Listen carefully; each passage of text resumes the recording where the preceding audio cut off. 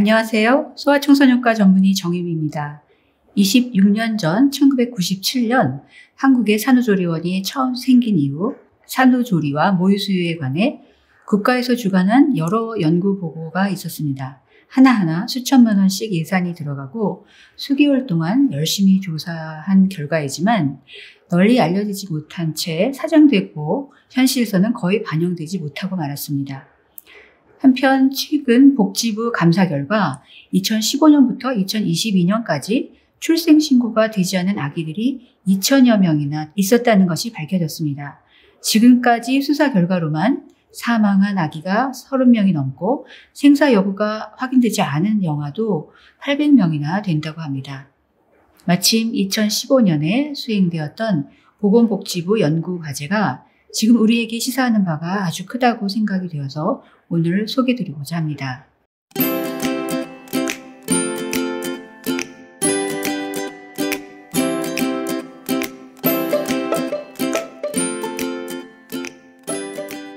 이 연구는 2015년에 8개월 동안 진행되었던 보건복지부 연구과제로서 산후조리원 적정 운영 기준 마련이라는 제목으로 한국보건사회연구원에서 수행되었고 연구비는 4,800만 원이었습니다.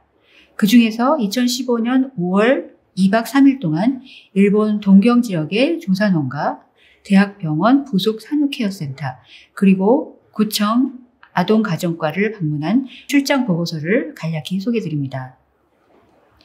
2008년 일본에서 제일 처음 생겼던 산후조리원인 동경 무사시노 대학병원 부속 산후케어센터 원장님과의 면담 내용은 다음과 같습니다. 산후케어가 필요한 이유는 무엇인가요? 출산 후 입원할 수 있는 기간이 단축되고 병원에서 육아 지도를 충분히 받지 못하고 퇴원하게 되는 상황과 핵가족화로 인해서 가족의 서포트를 받지 못하는 상황에서 집으로 돌아가더라도 본인이 제대로 아기를 돌볼 수 있는 능력을 길러주기 위해서는 모자동실과 산후케어 시설이 필요하다. 모자동실과 모자별실 중 어떠한 형태를 취하고 있는가요? 원칙적으로 모자동실 형태이다. 모자동실 이유는 무엇인가? 산모가 자립할 수 있게 도와주는 것이 목적이기 때문이다. 즉, 신생아와 접할 기회 및 육아 경험이 없는 산모에게 아기 바로 곁에서 돌보게 함으로써 아기들이 무엇을 원하는지를 알 수 있게 하는 것이 목적이며 그것이 가능하도록 돕는 것이 우리의 역할이라고 생각한다. 그러나 무엇보다 산모 건강이 제일 우선시 되어야 하기 때문에 출산 중 출혈이 많았거나 건강이 악화되어 산모에게 휴식이 필요하다고 판단될 때는 원칙에서 벗어나는 경우도 있다. 또한 동경의 구청 산후케어 사업 담당 아동가정과 과장은 산후케어 사업의 최우선 목적이 아동학대 예방이라고 하였습니다.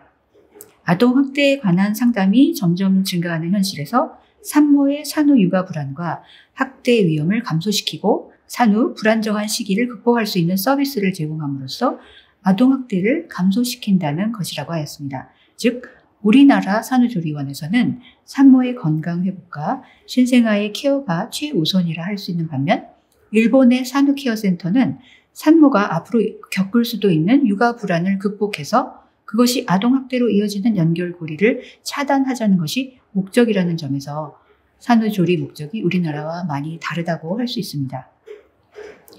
또한 센터 이용은 첫째, 세타가야 구민이어야 하고 둘째, 산후 4개월 미만이고 몸이 좋지 않거나 육아 불안 등이 있는 경우 그리고 엄마의 산후조리를 해줄 가족이 없는 등 3가지 조건을 모두 충족해야만 가능하다고 하였습니다. 그리하여 해당 보건복지부 일본 출장 보고서의 결론은 첫째, 해당 일본 산후케어센터 운영에 있어서 최우선 목적으로 생각하고 있는 것은 아동학대 방지이며 현장에서는 산모가 자립해서 육아를 할 수 있도록 도와주는 것이었다. 그러나 결국 이 2가지 목적은 산모의 정신적, 신체적 건강 그리고 육아에 대한 불안감을 해소하는 것으로 동시에 같이 달성할 수 있다. 둘째, 우리나라도 저출산 및 핵가족화로 인하여 육아에 대한 정보를 가족 범위 내에서 알기 힘들고 신생아 접촉 기회 또한 낮기 때문에 산모들의 육아 불안으로 이어질 수 있으며 이로 인한 아동학대가 앞으로 문제화될 수 있다. 셋째, 현재 한국의 산후조리원은 산모의 휴식을 최우선으로 하고 있으며 대부분 모자 별실로 운영되고 있기 때문에 향후 산후조리원 존재 이유에 대해 심도 있게 검토하여 적절한 방향으로 유도할 수 있는 방안을 고안할 필요가 있다. 당시 보고서에서 언급된 명칭 자체가 일본은 아기를 위주로 한 산후 케어센터, 한국은 엄마를 위주로 한 산후조리원이었습니다.